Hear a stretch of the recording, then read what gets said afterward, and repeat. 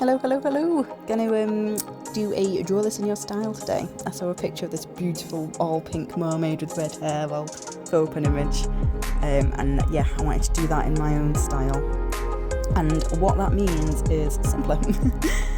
I am still learning to draw, so I do simplify it, but I'm really happy with how it turns out in the end. And I do avoid drawing two hands. I thought that was too much for me. I'm struggling with two eyes, so two hands is just a bit too much at this point in my journey. We'll get there. We're only about 2 months in, so it's all practice.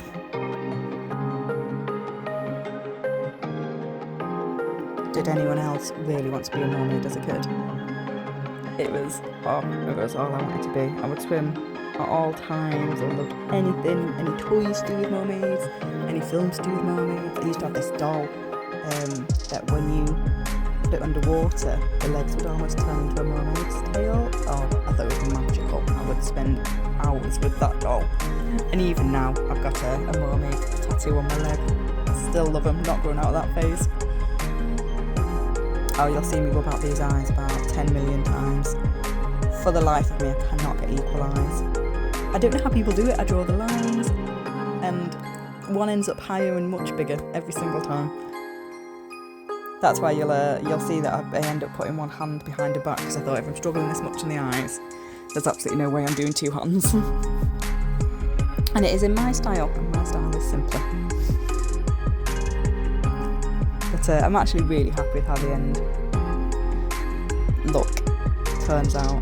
It's definitely one of my best drawings so far. Because I think this is 7, maybe 8 weeks into my learning to draw journey. And yeah, I'm seeing massive improvements already. I'm really happy with it, actually. I thought it would... I mean, you know, there's still massive improvements to go. But if you look back from my first video, I really have improved, and it's quite exciting to see. Oh, these shells on her chest, I just could not get them to look like shells. And I couldn't understand what I was doing wrong. So I had to look at the tattoo on my leg to see what that mermaid was wearing. And I was forgetting, like, I don't know, the base of the shell? Is that the right word? So when I added that in, it does actually start to look a bit more normal. Oh yeah, and that's where I put her arm behind her back, because I just knew. I did think, like, do I try and do the phone? But yeah, I just knew I would not be able to do that. Plus, I film these before I start work in the morning. And I thought if I try and do that, I'll be here for hours. I was quite happy with this hand though. I've not really drawn hands before. I've not really drawn bodies before, actually. Usually I've only really been drawing the face at the moment. But I just loved this picture and really wanted to give it a go myself.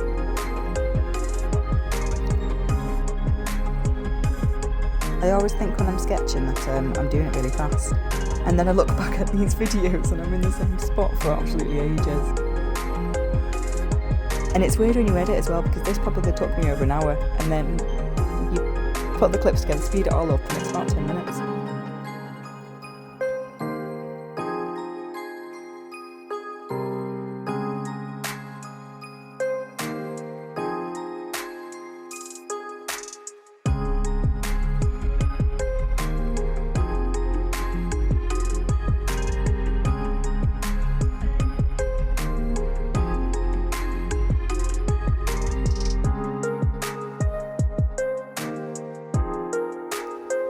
Doing the line work always stresses me out slightly, because I just think you spend so long time to get your sketch right, and you can rub out and go over again and again, and then I feel like one slight mishap with your line work and you've ruined it.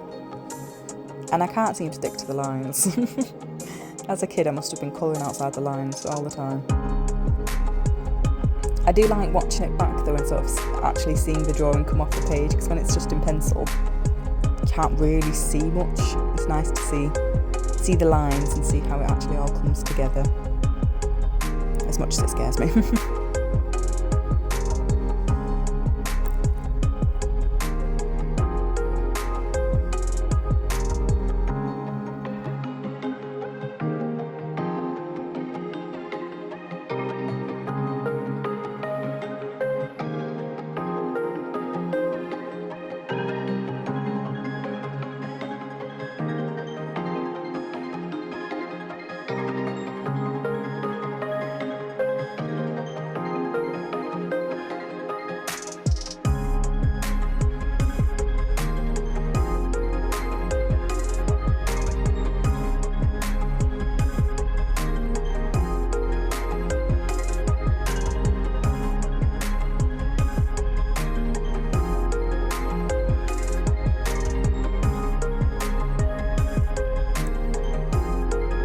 chose a bit too thick of a marker for her nose there, so I switched to a smaller one, but her nose still stands out a bit too much for my liking. But you live and you learn. I suppose that's the thing about doing drawings in your sketchbook. If you don't like it, you just turn to the next page. So I've still only got incredibly pale skin colour markers and the fine nib as well, which is quite annoying. I am going to treat myself to the Hoo-Hoo ones so I can get a bit more of a range, but I've just got to wait till payday. Because I keep seeing things like, oh, cheap markers at Hoo-Hoo.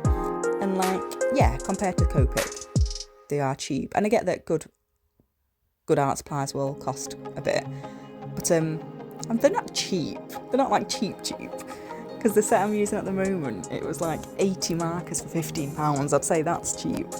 But Hoo-Hoo, I wouldn't say they're expensive, but yeah, I wouldn't call them cheap either.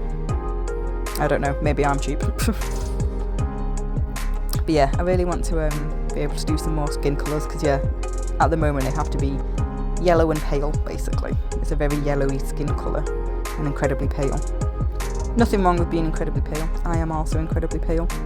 But you know, I want to be able to do darker skin tones, rosy skin tones, and just have a bit more of a variety. I love adding like the blush to the face and on the nose. I just think it brings the character to life and gives their face a bit more dimension. I'm not sure who got that off. It might have been Waffles on YouTube. I don't know if anyone watches Waffles. Absolutely. I mean, you probably do. I absolutely love her. She's brilliant. Not done a video in ages though. I've only like just found her videos about 2 weeks ago. I don't even know how many I must have binged after finding them. But yeah, she's not. I looked at the most recent videos and there's not been like a month, so I'm hoping everything is okay. But like I say, I've only just got into her, so I don't know any backstory or anything. I find it weird with markers that like when you put them down they can look so dark, and then you can blend them out and make them actually, you know, like a pale shade that works. It's weird.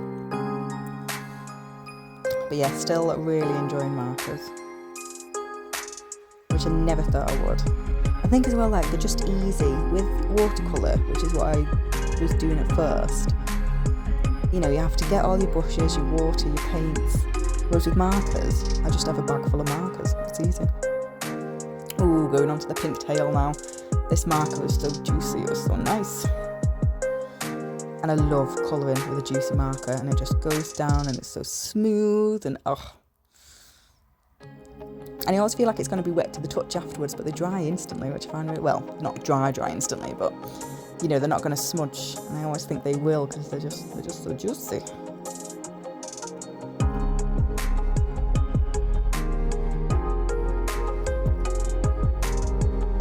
Yeah, I find this bit therapeutic, just colouring in large areas.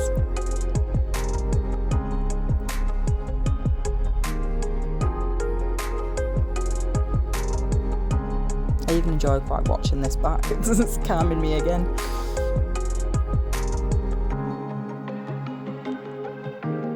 Yeah, I tried to darken this up, and it really doesn't show on camera. It's darker than it looks, whereas on camera you can hardly see what I'm doing.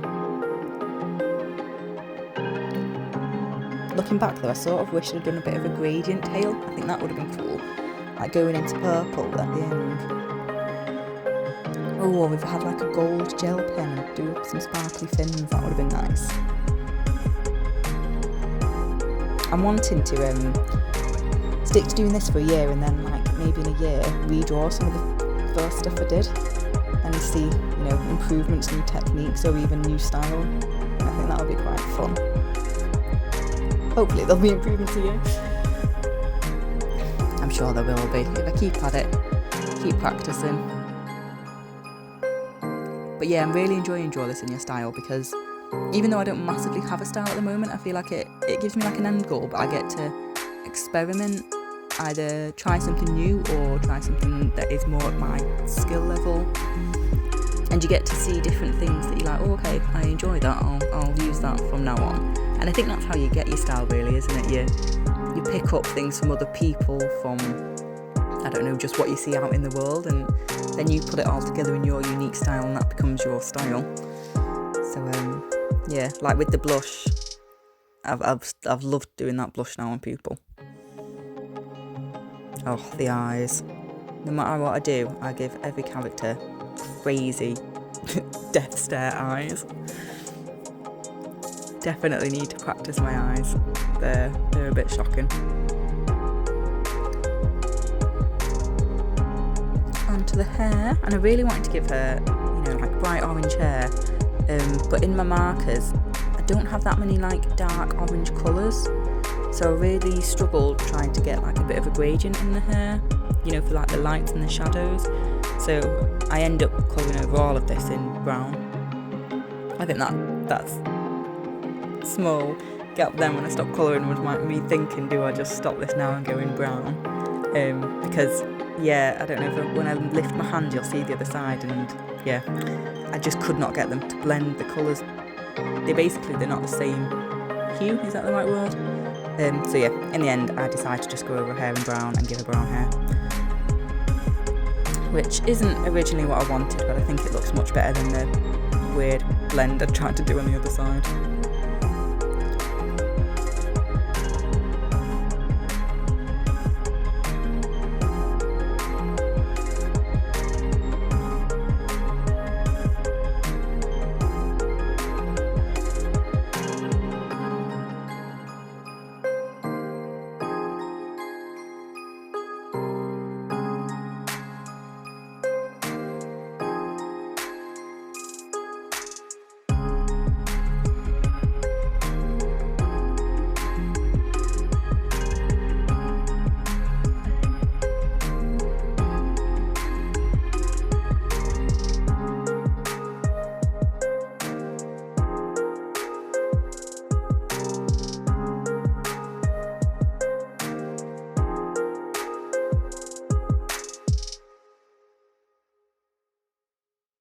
Yeah, and then I just gave her a nice thick outline. I'm really enjoying doing thick outlines as well to sort of stamp it on the page. But that was it. Thank you so much for watching. Have a good day. Bye.